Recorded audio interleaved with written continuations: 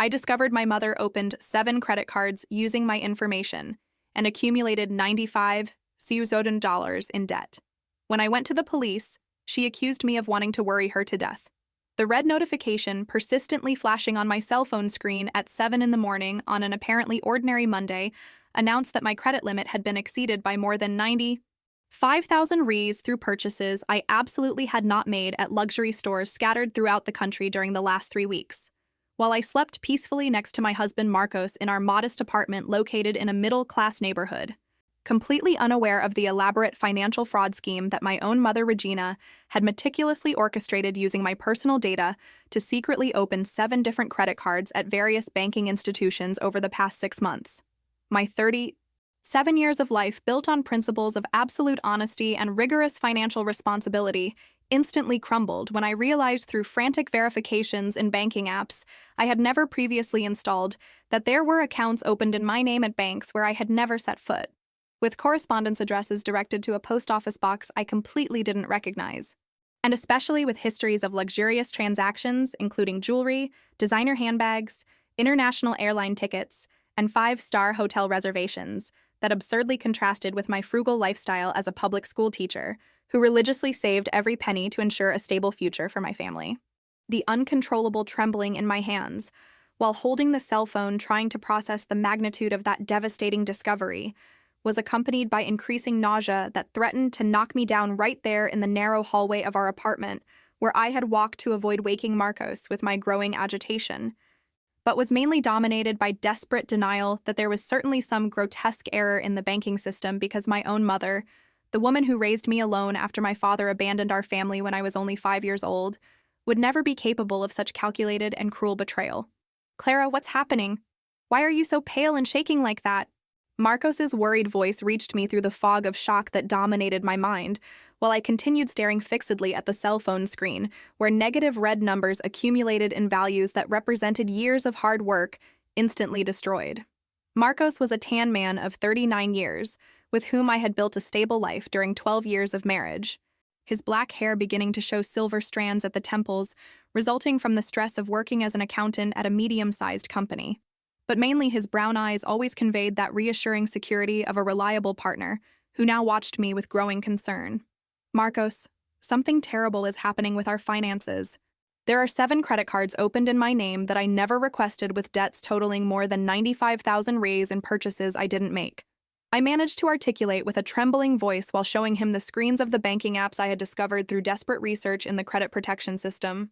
His expression instantly changed from concern to absolute disbelief as he processed the information I was showing him, his agile fingers of a professional accountant already beginning to make mental calculations about the devastating financial impact that fraud would represent for our carefully planned life.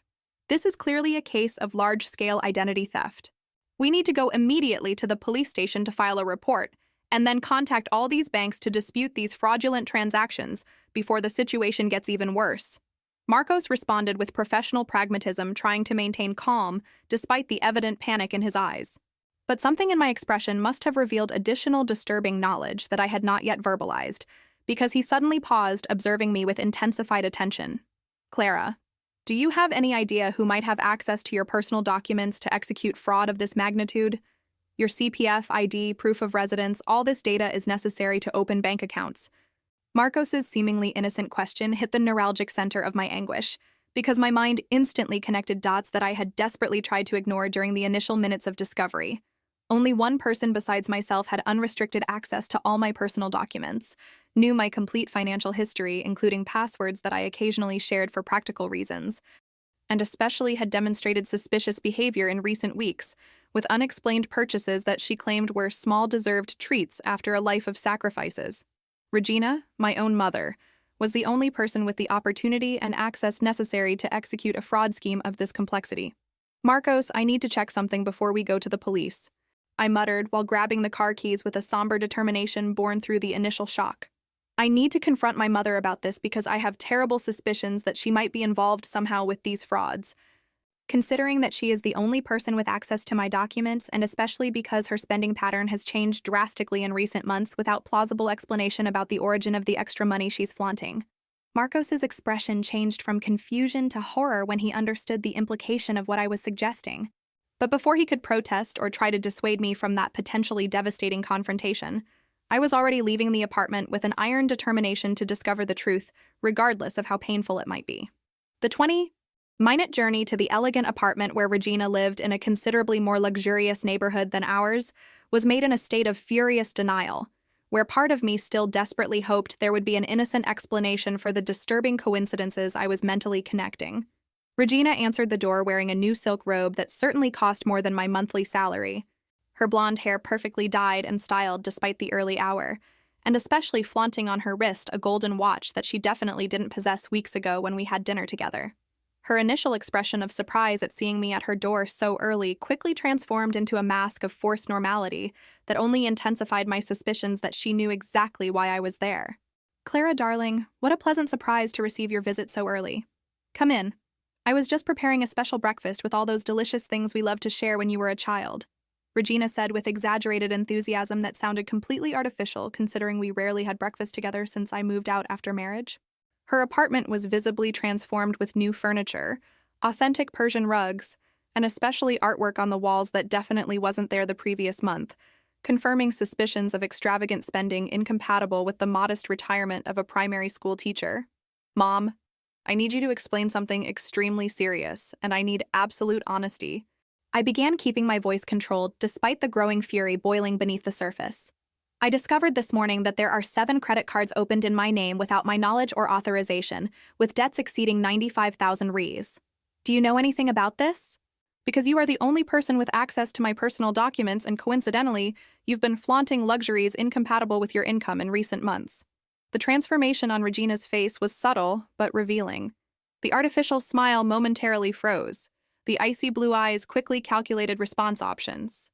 And most notably, her hands began nervously twisting the belt of her expensive robe in an unconscious gesture of anxiety. But then, in an impressive display of emotional manipulation that I would retrospectively recognize as a behavioral pattern of decades, she exploded in theatrical indignation, projecting her voice to ensure that neighbors could potentially hear through the thin apartment walls. "How dare you enter my home accusing me of a heinous crime after everything I sacrificed to raise you alone when your father abandoned us without looking back?" Regina shouted with convenient tears beginning to stream down her made-up face. "I worked my fingers to the bone to ensure you had proper education, decent clothes, food on the table. And now you show up here accusing me of stealing from my own daughter as if I were a common criminal instead of a dedicated mother who always put your needs above my own?" Regina's dramatic performance was simultaneously impressive and nauseating, because I recognized the manipulative technique she had perfected over decades, deflecting legitimate accusations through an emotional outburst that placed me in the defensive position of ungrateful daughter instead of victim of financial fraud. But this time, with concrete evidence of serious crime, and especially with Marcos as witness and emotional support waiting in the car, I would not allow myself to be manipulated by the calculated theatrics that had worked so many times in the past. "Mom, tears and shouting won't make these debts disappear or change the fact that you are the only person with access to my documents necessary to open these fraudulent accounts," I replied, maintaining a firm tone despite the emotional tremor that threatened to break my resolution.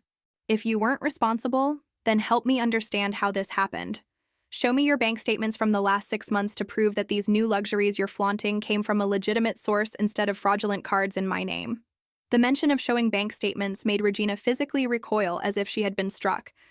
And for the first time since I arrived, her mask of indignation began to crack, revealing genuine panic beneath the theatrical performance.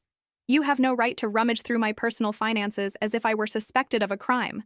I'm your mother. I deserved respect and gratitude instead of these absurd accusations based on coincidences and paranoia," she protested, but her voice had lost its previous conviction, and especially her hands were visibly shaking while trying to light a cigarette with a clearly expensive golden lighter. "So you refuse to prove your innocence by showing the legitimate origin of these extravagant expenses?" I asked directly, knowing that an evasive answer would confirm guilt more definitively than a verbal confession.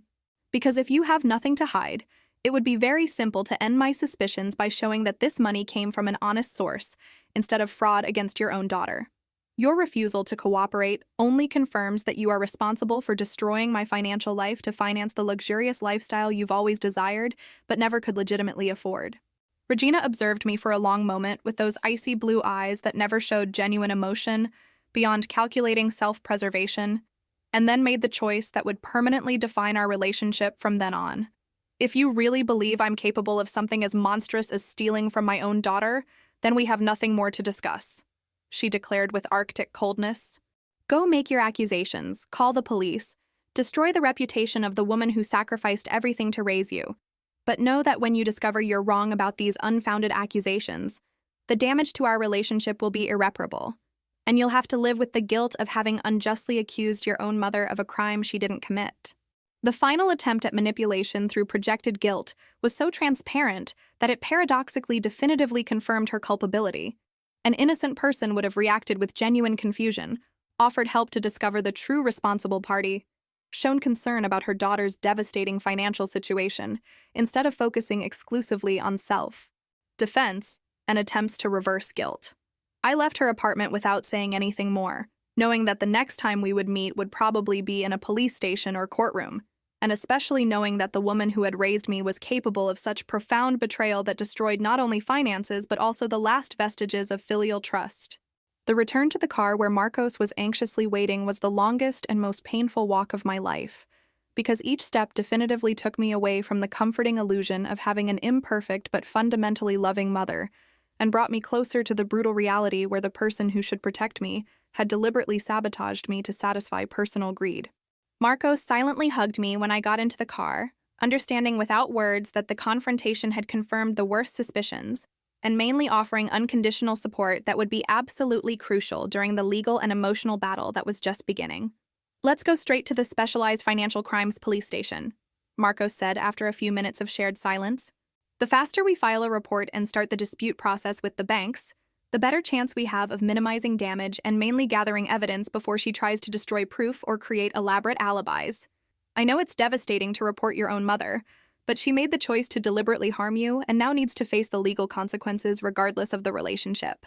The arrival at the Specialized Economic Crimes Police Station in the city center marked the official beginning of a process that would definitively transform an already problematic family dynamic into an explicit legal battle. The austere government building with its gray walls and cold fluorescent lighting created an appropriately impersonal atmosphere for the complaint I was about to formalize against the woman who had given me life but now threatened to destroy it through unbridled greed. The receptionist directed us to a waiting room where other victims of various frauds waited with expressions that mixed indignation, despair, and especially that particular quality of betrayal that emerges when a crime is committed by someone close. Detective Fernanda received us after a 40-minute wait that seemed like endless hours. She was an imposing black woman of 45, with curly hair tied in a professional bun that emphasized her serious expression and dark brown eyes that showed she had witnessed the darker side of human nature during years investigating financial crimes. Her office was a functional space without superfluous decorations beyond diplomas on the wall, and a modern computer where she would begin recording the details of the fraud that had devastated my life. Ms. Clara, I need you to relate with as much detail as possible how you discovered these frauds, and especially why you suspect your mother's involvement. Detective Fernanda instructed with professionalism that didn't completely mask flashes of compassion upon perceiving the familial nature of the crime.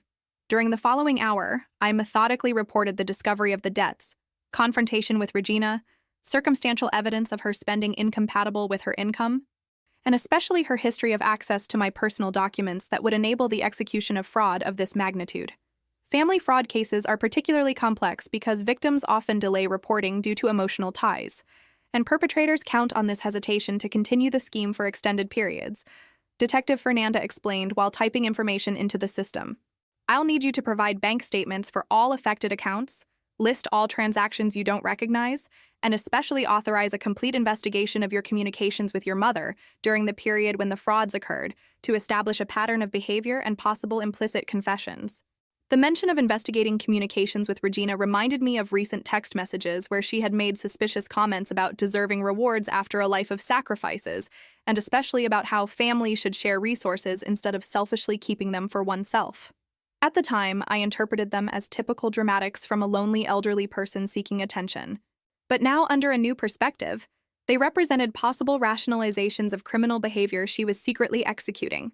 Detective, I also need to mention that my mother has a history of emotional manipulation, and will probably try to portray me as an ungrateful daughter who is inventing accusations out of revenge or greed, I warned, trying to anticipate strategies that Regina would certainly employ. She is extremely convincing when she wants to appear as a victim, and especially has a facility for creating narratives where her harmful actions are reinterpreted as misunderstood maternal sacrifices. Any investigator who is not prepared for these manipulative tactics may end up believing her distorted version instead of objective evidence.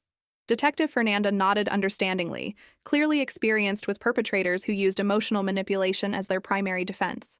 Don't worry, Mrs. Clara. We base our investigations on concrete evidence such as bank records, account opening documentation, signature analysis, and especially tracking where resources were used. Tears and moving stories don't alter facts documented on paper. We'll request a court order to access your mother's bank accounts and track if the amounts from fraudulent purchases correspond to suspicious deposits or transfers. The detective's professional words offered some comfort that the legal system wouldn't be easily manipulated by Regina's theatrics. But part of me still feared she might somehow manage to reverse the situation, transforming me into the villain of the narrative. Marcos noticed my anxiety and held my hand, offering silent support while Detective Fernanda continued documenting technical details of the case, including protocol numbers, specific dates of suspicious transactions, and primarily creating a timeline of when the frauds began, correlating them with changes in Regina's standard of living. I need to warn you that if we confirm your mother's involvement in these frauds, we're talking about a serious crime with a potential sentence of 4 to 8 years in prison, considering the amount involved and especially the aggravating factor of having been committed against a family member in a position of trust. Detective Fernanda explained seriously. Are you emotionally prepared for the possibility of your mother being arrested and criminally prosecuted? Because once a formal investigation begins, it can't be easily stopped even if you reach a private family agreement. The detective's question hit the core of the emotional conflict I had been trying to suppress. Part of me wanted justice for the grotesque crime that had destroyed years of savings and careful financial planning, but another part still struggled with the reality of potentially sending my own mother to prison, regardless of how deserved the legal punishment might be. Marcos answered before I could formulate a response through the emotional turmoil. Detective, my wife has been the victim of a serious crime that is destroying our financial and emotional stability. The fact that the criminal is her mother doesn't diminish the gravity of the crime or the need for appropriate legal consequences. He's right. I finally managed to articulate with a firmer voice than I expected. If my mother was capable of harming me in this premeditated and cruel manner, then she needs to face the full legal consequences. I can't allow family ties to prevent me from seeking justice, especially considering that she clearly didn't have the same consideration when destroying my financial life to finance personal luxuries. I want the investigation to proceed fully regardless of where the evidence leads. Detective Fernanda nodded approvingly and began explaining the next steps of the investigative process. We'll start by summoning all the banks involved to provide complete documentation of the opening of these accounts, including security camera footage if the accounts were opened in person. In parallel, I'll assign a document expert to analyze signatures on the contracts, verifying if they are forgeries or if you actually signed under coercion or deception. We'll also track IP addresses from where online applications were submitted if some accounts were opened digitally. The mention of the possibility that I might have signed documents under deception brought back a disturbing memory of several occasions in recent months when Regina had asked me to sign papers that she claimed were related to my late grandfather's estate or her health documents that needed a family representative. At the time, I signed without reading in detail, naively trusting that my mother would never deceive me. But now I realized I might have inadvertently authorized the opening of some accounts through elaborate manipulation disguised as routine family bureaucracy. Detective, I just remembered that my mother had me sign various documents in recent months claiming they were routine family paperwork, I confessed, feeling nauseous as I realized the extent of the manipulation. She always presented the papers at chaotic moments when I was rushed or distracted, positioning papers so that I signed where she indicated without being able to read the complete content.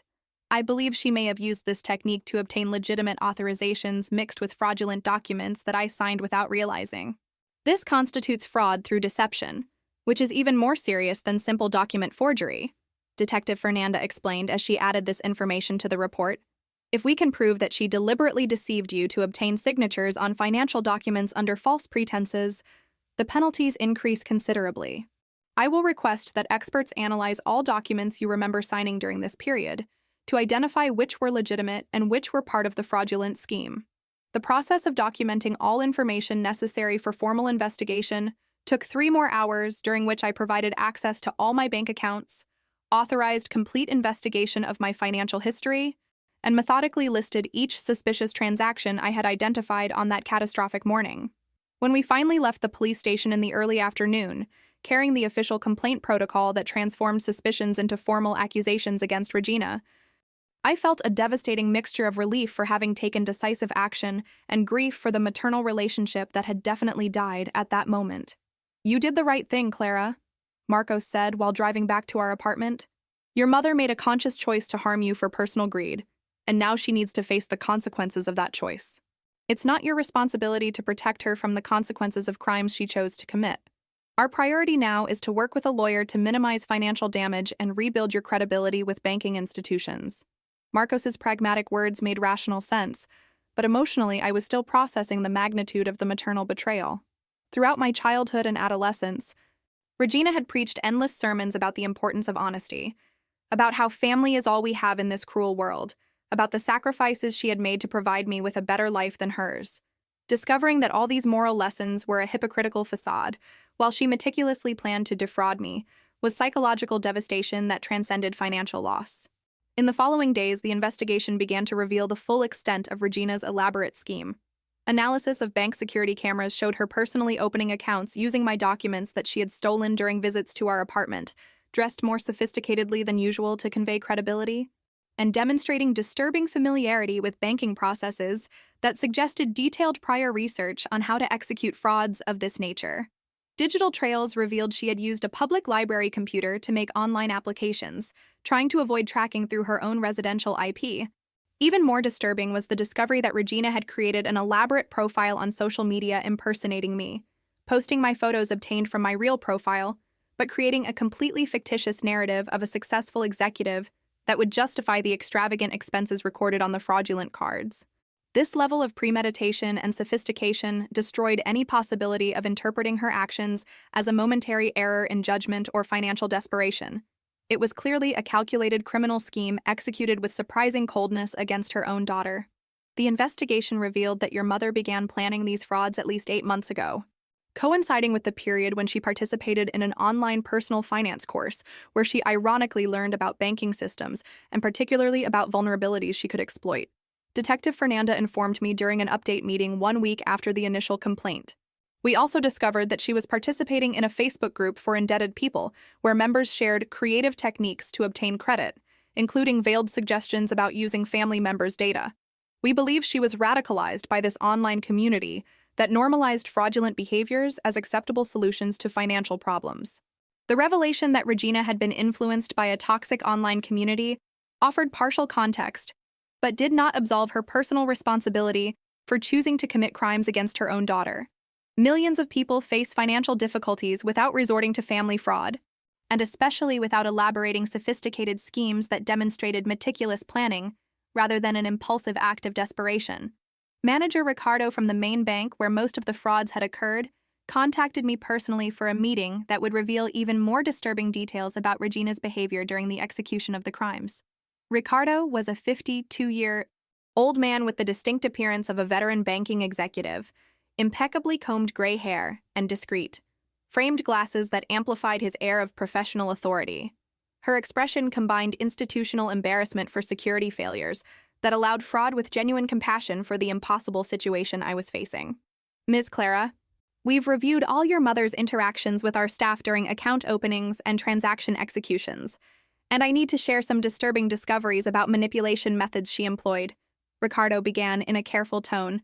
She presented herself as a concerned mother helping a daughter too busy with work to manage her own finances, creating an elaborate narrative about you being a workaholic executive who had delegated financial management to her. Our employees were unfortunately convinced by the convincing performance, and mainly by the fact that she possessed all your original documents that normally only a very close family member would have access to. Ricardo's description of Regina playing the role of a dedicated mother helping her overwhelmed daughter was a cruel perversion of reality where she was actively sabotaging my financial stability while maintaining a facade of maternal concern. The ease with which she had lied to multiple bank employees, creating a completely fictitious persona of me to justify her actions, demonstrated a capacity for dissimulation that I had never suspected existed in the woman I thought I knew intimately. We also discovered that she had extensively researched the limits and policies of each bank before choosing which ones to approach, specifically selecting institutions with less rigorous verification processes or that offered higher initial limits for clients with apparently solid profiles like yours, Ricardo continued. She even timed account openings to coincide with periods of higher traffic in branches when staff would be more rushed and less likely to perform additional verifications. This level of planning indicates significant premeditation incompatible with claims of momentary financial need or temporary lapse of judgment. Each new revelation about the sophistication of Regina's scheme deepened the emotional wound of realizing that the woman who raised me was essentially a stranger capable of machinations I would never have imagined possible. How to reconcile childhood memories of a mother who worked 2 jobs to pay for my school tuition with the present reality of a calculating criminal who had invested months planning my financial destruction? Were they 2 completely different people? Or had Regina always possessed this dark capability that only now she had decided to reveal? The bank is willing to acknowledge failures in our verification processes and work with you to resolve issues of financial responsibility, especially considering the confirmed criminal nature of the transactions, Ricardo offered. We cannot completely eliminate the debts until the conclusion of the legal process, but we can freeze additional interest and fees, and mainly work with your lawyer to develop a resolution plan that takes into consideration that you are a victim of crime rather than a legitimate debtor.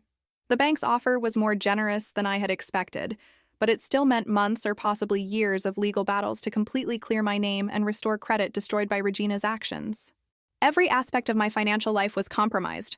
I couldn't obtain financing, my own credit cards were blocked, and mainly I would carry the mark of defaulter in all credit protection systems until the situation was completely resolved through notoriously slow judicial processes. Attorney Daniel, the professional that Marcos had hired to represent us in the civil sphere while the criminal process proceeded in parallel, was a 48-year-old brown-skinned man with a commanding presence that suggested experience in complex judicial battles.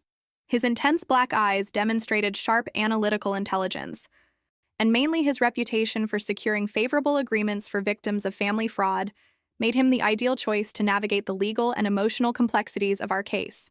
Clara, we need to discuss a realistic strategy for this situation, Daniel began during our first formal consultation in his modern office. Criminally, the evidence against your mother is overwhelming and conviction is virtually certain. But civilly, recovering diverted funds will be a considerable challenge if she has already spent most of the money on non-recoverable goods or experiences like travel. We need to map all her assets, secure preventive asset seizure, and mainly ensure that any value still available is directed toward reparation instead of her managing to dissipate them before the trial.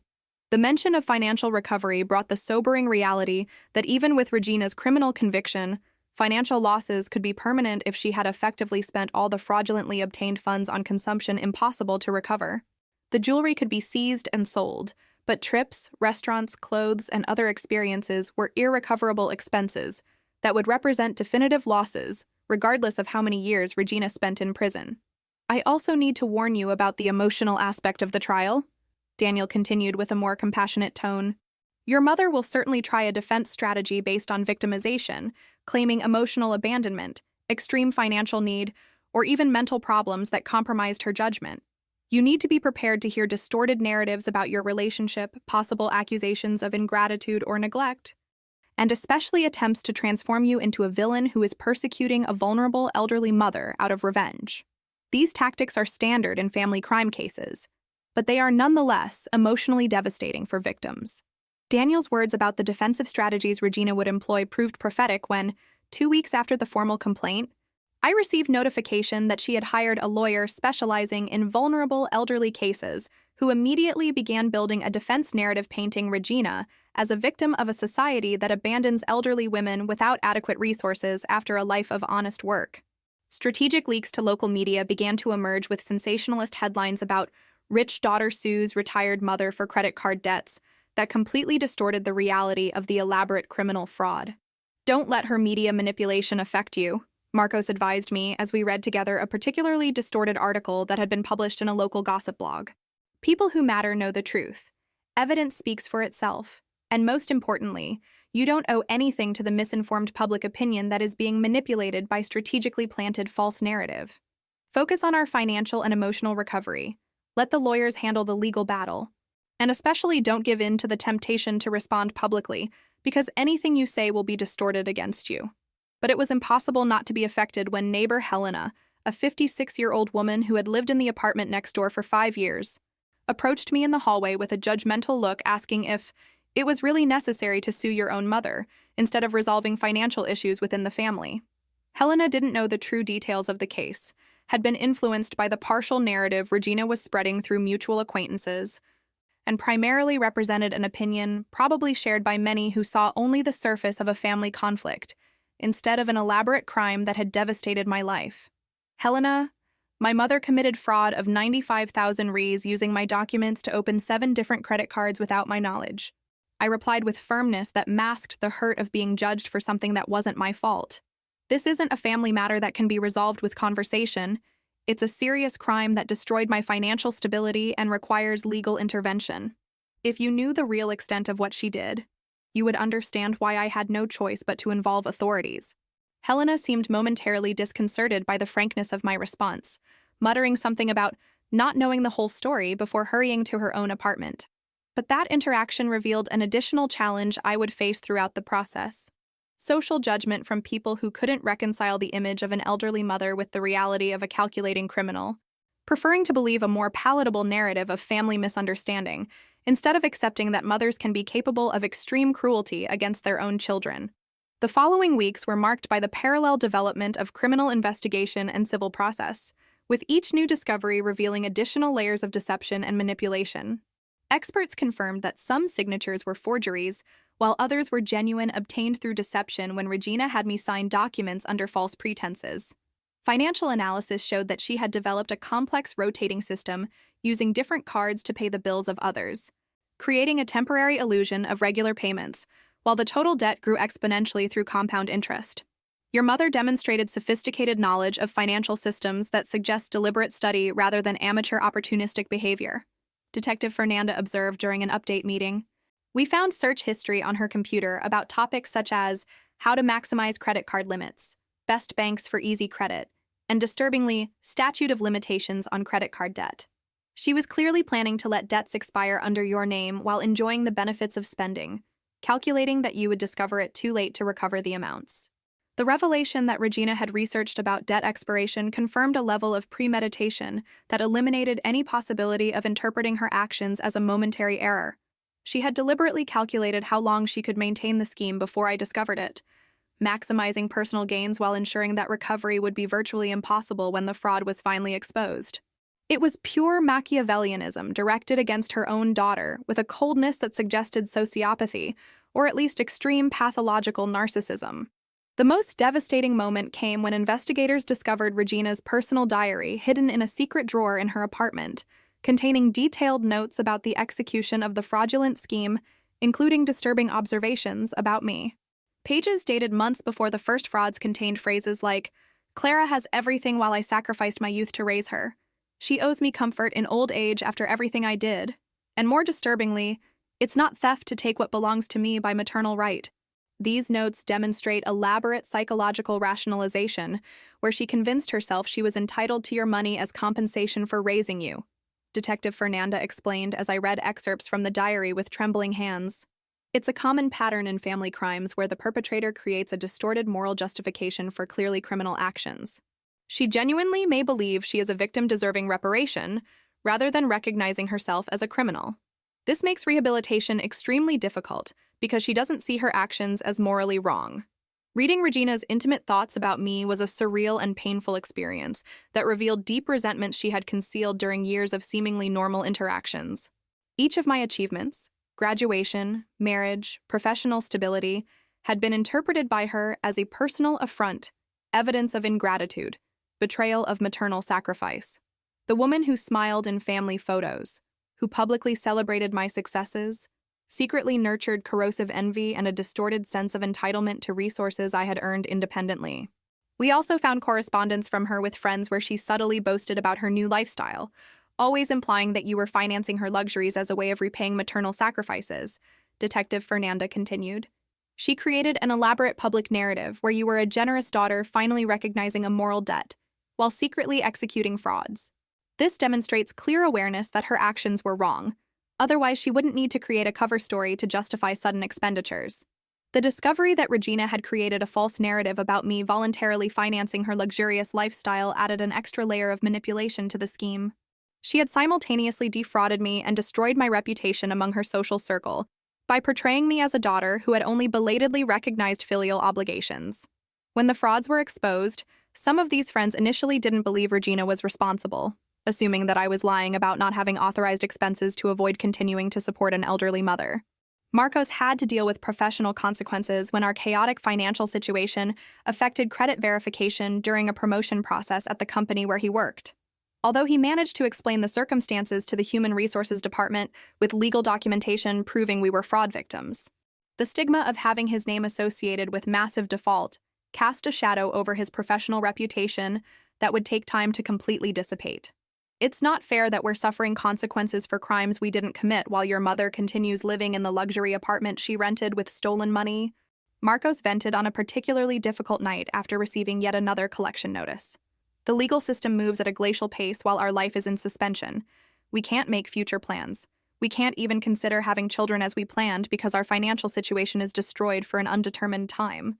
Marcos's frustration was completely justified and mirrored my own sense of powerlessness in the face of a legal system that seemed to prioritize the rights of the criminal over the needs of victims. Regina had secured a skilled lawyer who exploited every legal technicality to delay procedures, requested psychiatric evaluations to assess mental capacity, and mainly built a defense narrative based on the alleged vulnerability of an elderly woman manipulated by a predatory banking system that had facilitated her indebtedness.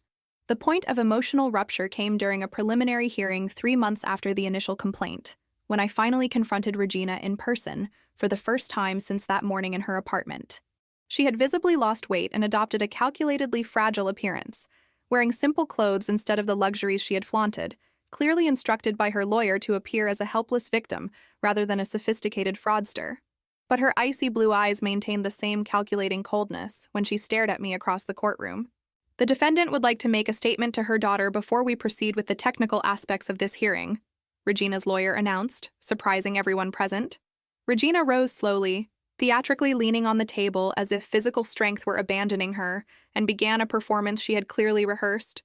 Clara, my beloved daughter, I'm sorry our relationship has come to this point. All I did was try to survive with dignity after a lifetime of sacrifices to give you opportunities I never had.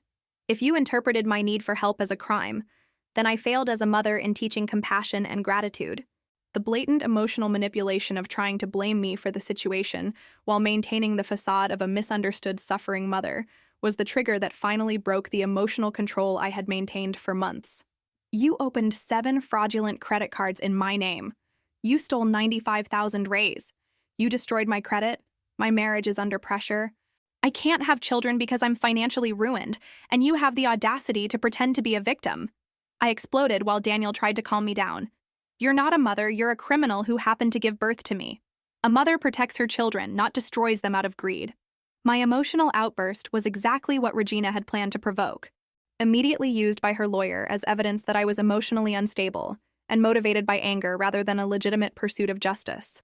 But paradoxically, releasing all the accumulated fury at that moment was cathartic, allowing me to finally accept the reality that the woman in front of me was not a mother in any meaningful sense of the word, but a predator who had exploited privileged access and family trust to execute an elaborate crime.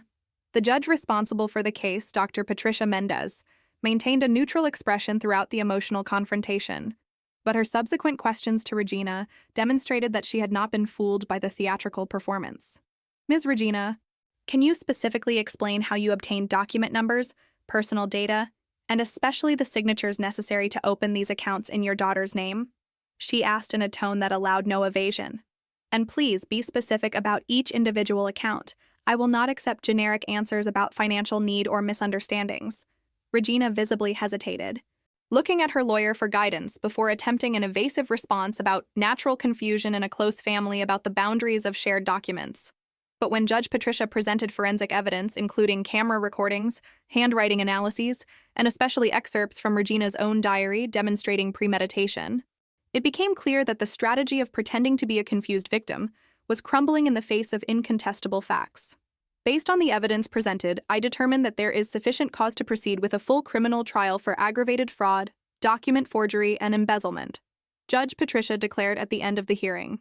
Additionally, I grant the request for preventive seizure of the defendant's assets to guarantee possible civil reparation to the victim. The defendant will remain on conditional release with electronic monitoring until trial, prohibited from making any financial transaction above 500 Rs without judicial authorization, and especially prohibited from any direct or indirect contact with the victim. The judge's decision was an important legal victory, but as I watched Regina being equipped with an electronic ankle monitor, I felt only a profound emotional emptiness. A judicial victory would not restore years of a healthy maternal relationship that never really existed, would not erase memories of discovering betrayal, would not eliminate the psychological scars of being deliberately sabotaged by the person who should have protected me. It was a technical victory in a war that everyone lost regardless of the final legal outcome. In the following months, while we awaited the final judgment, Marcos and I worked tirelessly to rebuild our financial and emotional lives. Marriage therapy sessions helped to process the pressure that the situation had placed on our relationship. Support groups for family fraud victims provided a safe space to share the experience without judgment. And most importantly, hard work with financial consultants began the slow process of renegotiating debts and rebuilding our destroyed credit. What impresses me most is your resilience in not letting this destroy your ability to trust other people, our therapist observed during a particularly emotional session. Many victims of family betrayal develop widespread trust issues that affect all future relationships. You've managed to compartmentalize the specific trauma with your mother without letting it contaminate other relationships, which is healthy but also extraordinarily difficult. The therapist's observation made me reflect on the conscious choice I had made not to allow Regina's actions to define my worldview or my ability to form healthy bonds. It would be easy and perhaps justifiable to become cynical about human nature after discovering that my own mother was capable of such cruelty. But that would be allowing her to steal not only my money but also my capacity to live fully. I refused to give her that additional power. The final judgment came 8 months after the initial complaint, with the prosecution presenting a meticulously documented case that left no doubt about Regina's guilt.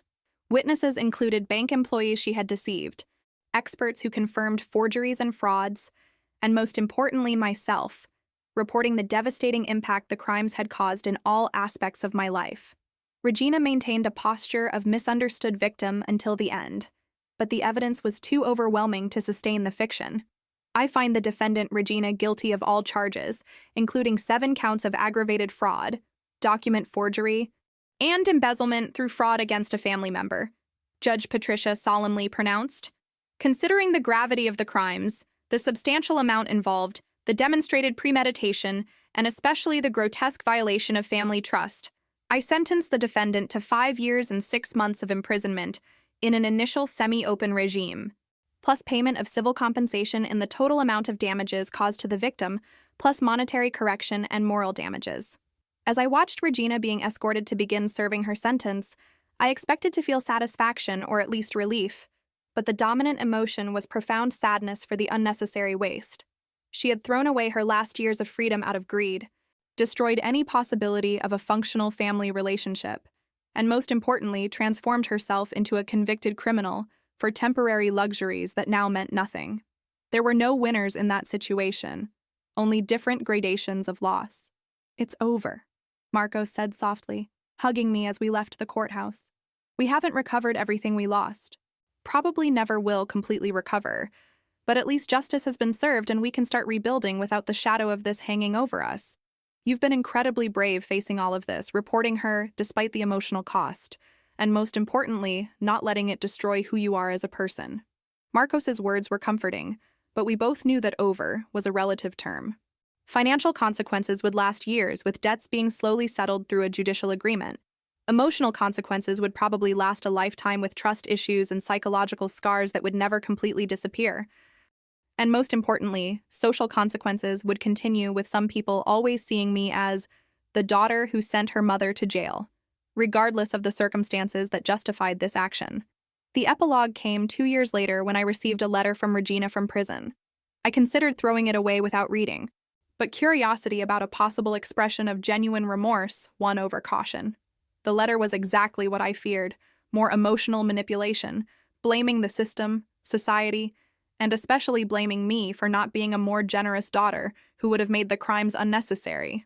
No real responsibility, no genuine remorse, just continued narcissism even behind bars. I burned the letter that night in a small private ceremony that symbolized the final liberation from any residual emotional obligation to the woman who had given me biological life but tried to destroy everything else. Marcos held my hand as we watched the paper turn to ashes, representing the definitive end of a relationship that had been poisoned by greed and betrayal beyond any possibility of redemption. "You know what's most liberating?" I told Marcos as the ashes cooled. "I don't feel guilt anymore. For months I questioned if I could have done something different, if I should have noticed signs, if I was an inadequate daughter who somehow provoked this. But her letter confirmed that nothing I did or didn't do would have changed the outcome. She chose to see me as a resource to be exploited instead of a daughter to be loved, and that choice was entirely hers." Marcos hugged me in understanding silence, recognizing a moment of emotional closure that had taken 2 years to achieve. It wasn't a happy movie ending where family reconciles and learns valuable lessons about love and forgiveness. It was a realistic ending where the victim accepts that some betrayals are irreparable, some relationships are unrecoverable, and sometimes the best resolution is simply to survive, learn, and move forward without looking back. Today, 5 years after that fateful morning when I discovered the frauds, our life is rebuilt on a more solid foundation. Debts were paid through a combination of installment payments and sale of Regina's seized assets. Credit was slowly restored through meticulous work with financial consultants.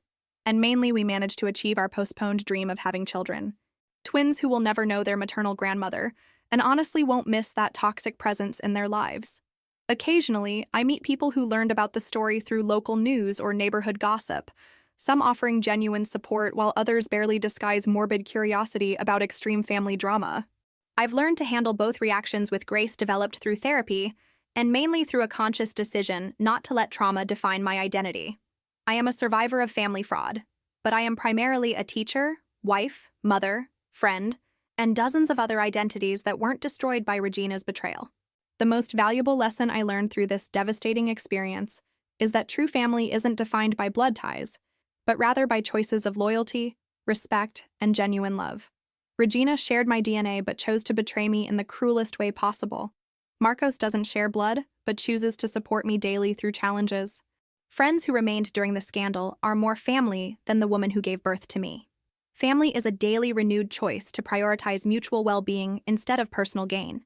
If I could go back in time knowing what I know now, I would still file the report because allowing crimes to continue unpunished would be becoming an accomplice to my own destruction. But I would have acted more quickly on the first signs of suspicious behavior, would have better protected my personal documents, and mainly would have recognized earlier that maternal love I always sought from Regina was a mirage that never really existed. Some people are incapable of genuine love, seeing others merely as resources to be exploited, and recognizing this brutal reality is necessary protection, even when the person is your own mother. A story that began with a red fraud notification on my phone ends with a green approval notification for our own home, a symbol of restored credit and rebuilt life. Between these two notifications exists a journey of betrayal, trauma, justice, and mainly resilience. It's not an inspiring story of overcoming with a perfectly happy ending. It's a real story of imperfect survival, where victory is measured not by absence of scars, but by ability to live fully despite them. For anyone reading this who is facing a similar situation of family betrayal, know that survival is possible. That seeking justice doesn't make you a bad person regardless of what the perpetrator or society might say. And mainly that you are not responsible for crimes committed against you even when the criminal is someone who should love you. Family that chooses to harm you doesn't deserve infinite loyalty or automatic forgiveness. Sometimes, the deepest self-love is establishing insurmountable boundaries and maintaining permanent distance from toxic people, even when those people are parents that society insists we should unconditionally honor. My story doesn't end with a touching reconciliation or transformative forgiveness because some actions are unforgivable and some relationships are unrecoverable. It ends with acceptance that the woman who gave birth to me was capable of extreme evil, that I survived that evil, and that life continues with or without maternal approval or love. It's a realistic ending to a brutally real story of how greed can corrupt even bonds that should be sacred, and how sometimes the only possible victory is to survive and rebuild away from the ruins of betrayed trust. And so, with the weight of an electronic ankle bracelet and semi-open cell bars delimiting her new perimeter of existence, Regina discovered the real price of having chosen temporary luxury over permanent love, the deserved solitude of someone who prioritized greed over family and now has all the time in the world to contemplate jewels she can no longer wear, trips she can no longer take, and especially a daughter who will never again answer her calls. Meanwhile, I move forward, not without scars but without chains, building a chosen family with people who demonstrate through daily actions that true love protects instead of exploits. The emotional burden I felt in that moment while breaking down the fraud details with Marcos was the kind of anguish that completely paralyzes. That physical sensation, where your entire body seems to tremble, not from cold, but from pure adrenaline and total existential panic. Marcos listened to me with that concentrated expression I knew well, analyzing each word as the accountant he was, already mentally calculating numbers, financial impacts, and especially the legal consequences we would face. My entire life that I had built on foundations of honest work, financial responsibility, and rule following had completely collapsed in a matter of minutes through the discovery that my own mother had stolen my financial identity and created an elaborate fraud scheme in my name. What hurt most intensely was the visceral perception of betrayal that permeated every cell of my body in that painful processing moment. It wasn't just a matter of quantifiable financial loss. It was a fundamental violation of trust that should be sacred between mother and daughter throughout existence. I had lived my entire life as a person who honored commitments, paid bills on time, maintained impeccable credit because I believed that responsibility was a fundamental value that distinguished good people from bad people. And now those principles that I had seen my mother demonstrate countless times during my childhood were being completely contradicted by irrefutable evidence that she had become a person capable of calculated betrayal and disturbing emotional coldness. Regina, my mother, whom I remembered from my childhood as a woman of principles who had raised me alone after my father's death when I was only 5 years old, had transformed into a dangerous criminal.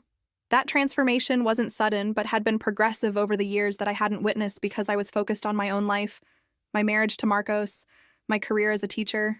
There were signs that perhaps I could have seen if I had been looking with appropriate attention. The way she began talking about being tired of sacrifices, about how life hadn't given her the opportunities she deserved, about how other people her age were traveling to exotic destinations and enjoying luxuries she had never experienced in her entire existence of relative deprivation. When we finally left to confront Regina that Tuesday morning, driving to her apartment located in the neighboring district, where she had lived alone since retiring a few years earlier, I was simultaneously prepared and completely unprepared for the difficult conversations we would have. Marcos drove with concentration while I mentally rehearsed different ways to approach the subject, different ways to confront the genuine possibility that my own mother had committed severe fraud against me. Part of me desperately wished there was an innocent explanation, that there was a gigantic misunderstanding that would be resolved when I asked directly with evidence in hand, but the realistic part of me, the part that was a teacher and had studied psychology enough to understand complex human behavior, rationally knew there was no accidental coincidence that could explain 7 credit cards simultaneously opened in my name. Regina's apartment was a place I knew well since childhood, each room loaded with memories of seemingly significant moments when she prepared me for school, when she comforted me when I came home crying from bullying by classmates. But that morning it seemed transformed into hostile territory charged with sinister and ominous meaning. When she answered the door with an expression of genuine surprise that quickly transformed into something closer to guilt and fear, when she saw the expression of contained fury on my face, I had immediate confirmation that my terrifying and disturbing suspicions were absolutely correct. She knew precisely why we were there. She already knew the consequences that were beginning to descend upon her like an inevitable avalanche. Regina, I need you to confirm right now if you were the one who opened 7 credit cards in my name and made luxurious purchases totaling more than 95,000 Rs in establishments I would never visit, I said with a voice trembling only slightly despite the raw fury consuming every part of me in an almost unbearable way. I've already contacted my bank, meticulously verified account opening records, examined correspondence addresses you needed to provide to get these accounts approved. Everything points unequivocally to you and no one else. So please have the minimal dignity to confirm the crime you committed against your own daughter, instead of forcing me to file a formal complaint without at least having the raw truth coming from your own mouth and voice. Regina remained in absolute silence for long seconds that seemed to stretch into an impossible eternity.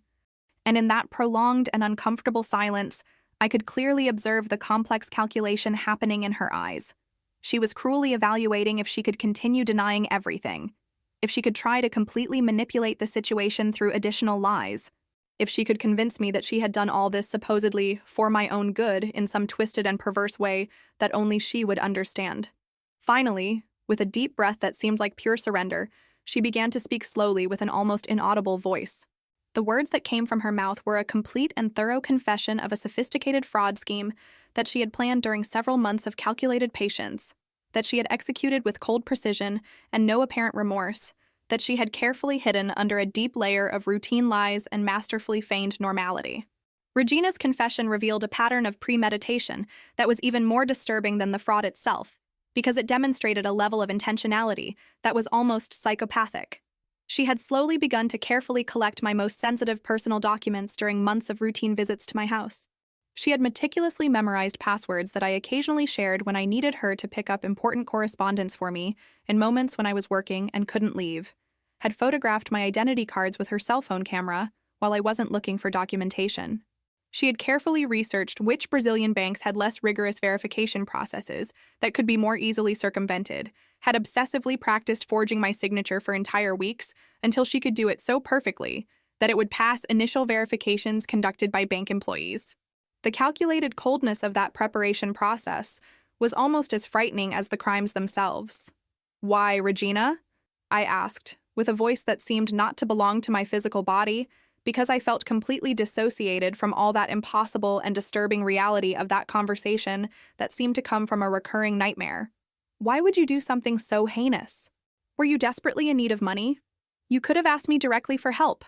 I have always helped you financially when necessary, always provided solutions to your problems, always consciously made sure to take proper care of you because you raised me alone after my father's death and sacrificed so much. Why did you steal from me in such a cruel way?" The questions came out in a tone that was almost a desperate cry of despair because I simply couldn't understand the deep psychological motivation that could justify betrayal of this devastating magnitude. Regina's response was a disturbing and deeply unsettling mixture of rationalizing justification and inverted accusation that made even clearer how much systematic manipulation had permeated that family situation for entire decades. She said she had spent her whole life being sacrificed for me and my well-being, that she had given up important professional opportunities because of me when she was young, that she finally deserved to enjoy material luxuries that she worked her whole life never being able to have, because she always needed to be there present for me. She transformed her heinous and premeditated crime into a matter of personal reparation that she believed she deserved, as if financial fraud was a legitimate way to collect on an emotional debt that she believed I owed her. At that precise moment of disturbing revelation, I understood that the woman I had idolized throughout my entire life, whom I had constantly seen as an intense heroine who had overcome extreme adversities to raise a decent and honorable daughter, was a completely different person from the idealized and false image I had elaborately constructed in my mind during all those past decades. She was a chronic narcissist who had trained for decades with cold precision to make me feel chronically guilty about her sacrifices, who had made me internalize a permanent obligation to be eternally grateful for her existence, who had created a toxic dynamic where my personal well-being was completely subordinated to her capricious desires.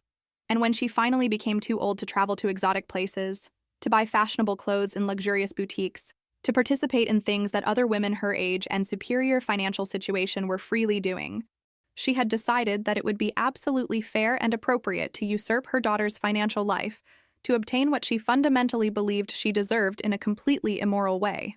After that devastating confrontation with Regina on that Tuesday morning that completely changed everything forever, the legal journey that followed was an extremely long, exhaustive, and emotionally corrosive process that tested every fiber of my deep emotional resilience and extraordinary psychological resistance.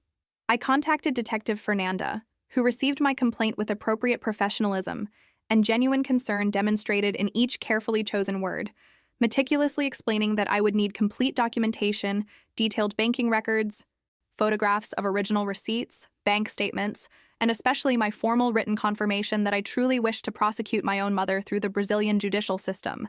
That seemingly simple question hit me with devastating weight, because it finally forced me to confront the terrifying and indisputable reality that, yes, I genuinely wanted my mother to be arrested for her deliberate crimes against me.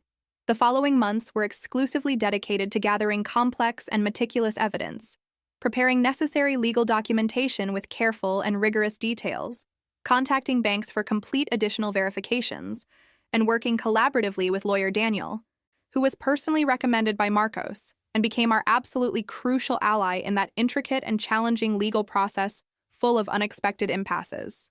Daniel was a 48-year-old man with extensive and proven experience in sophisticated financial crimes, his intense black eyes analyzing every minute detail of the case with focused attention that was both reassuring and terrifying simultaneously in different contexts. He prepared a meticulous legal strategy that included presenting all documented evidence of premeditated systematic fraud, testimonies from bank employees who had worked with me, verifying documents, statements from important witness neighbors in the community, records of communications where Regina incomparably confessed to the crimes, and especially my own detailed testimony about how I had specifically discovered the crimes. Neighbor Helena, who lived precisely 2 apartments beyond ours in the same residential condominium, had clearly witnessed Regina's obvious behavioral changes throughout the months preceding the devastating fraudulent crimes, had frequently overheard telephone conversations where Regina explicitly discussed luxurious purchases and international trips planned to expensive and exclusive destinations, and voluntarily offered her detailed and honest testimony to the lawyer without me needing to request it in an embarrassing or coercive manner. That unexpected solidarity from a neighbor whom I knew very little personally was an important reminder that not all people become silent accomplices to injustice when confronted with incontestable evidence of extreme family betrayal that harmed innocent children.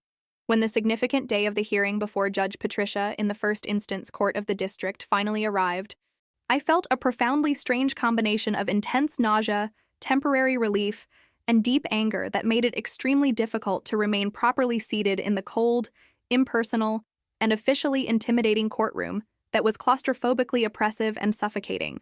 Regina was accompanied by a hired defense attorney who desperately tried to argue for mitigating circumstances based on alleged unproven long-term financial problems and supposed early-stage dementia that would have profoundly compromised her judgment over time. My testimony was absolutely the most difficult moment of that entire legal journey because I needed to publicly verbalize raw details of the betrayal, the systematic crimes committed with deliberate premeditation and cold calculation, and my mother's deep narcissistic motivations before a formal court, with Regina sitting in front processing her fate, with Marcos watching in a constant protective manner, offering silent support. Every word that left my mouth seemed heavy as compressed lead. Each phrase seemed to tear away a piece of me that would never be fully repaired by the restorative time that passes. Each sentence re-traumatized me while I recounted unbearable, inhuman experiences.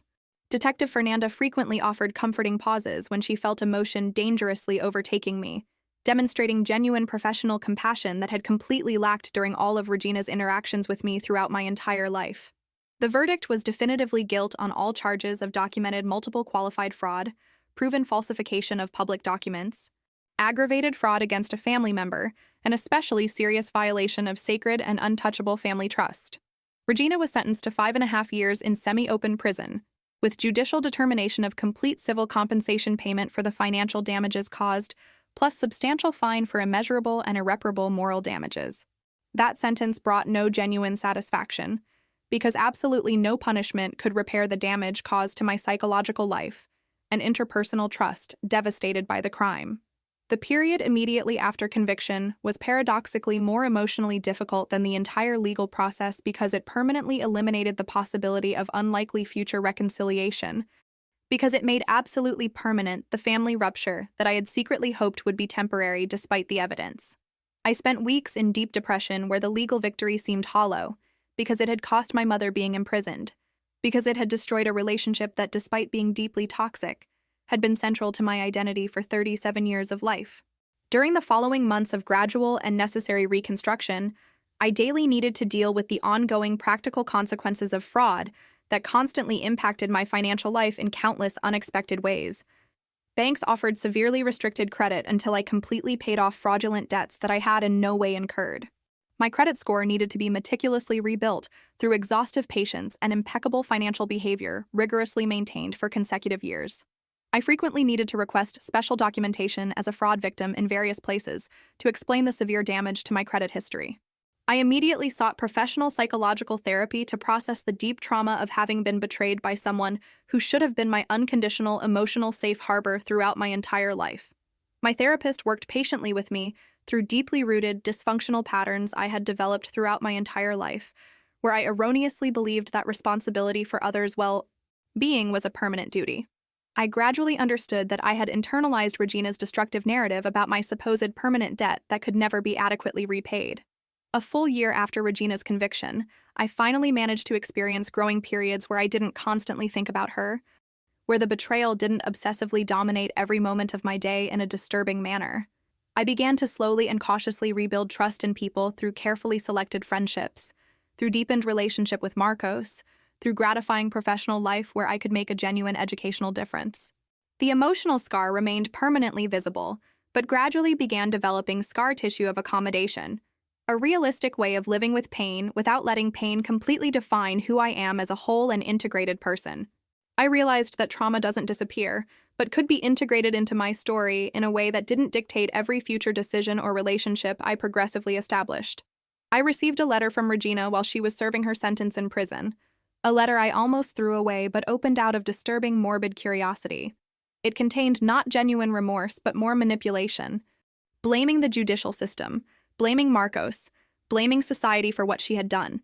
There was no real responsibility, just continued narcissism even behind the prison bars, where she now permanently resided. Today, 5 years after the initial discovery of the devastating fraud, I have a radically different life than what I would have had without the intense betrayal. I have twins who will never know their toxic maternal grandmother. I have completely restored credit through consistent discipline and persistent hard work. My work as a teacher has again gained genuine meaning because I could teach my students about genuine resilience, about establishing healthy boundaries, about recognizing emotional manipulation early in relationship dynamics. The message for anyone facing extreme family betrayal is that survival is absolutely possible even when the perpetrator is your biological mother who should protect. That seeking justice doesn't make you a bad person regardless of what the perpetrator or society constantly say in a blaming tone, that you are not responsible for crimes deliberately committed against you. That family who chooses to harm you doesn't deserve infinite loyalty or automatic forgiveness that society pressures to offer unconditionally. Sometimes, self-love is establishing insurmountable boundaries even when it involves parents. Did you like Clara's story? Then subscribe to the channel, leave your like, and comment where you're watching from. Oh, and there's another story waiting for you here on the screen. Click there and I'll be waiting for you.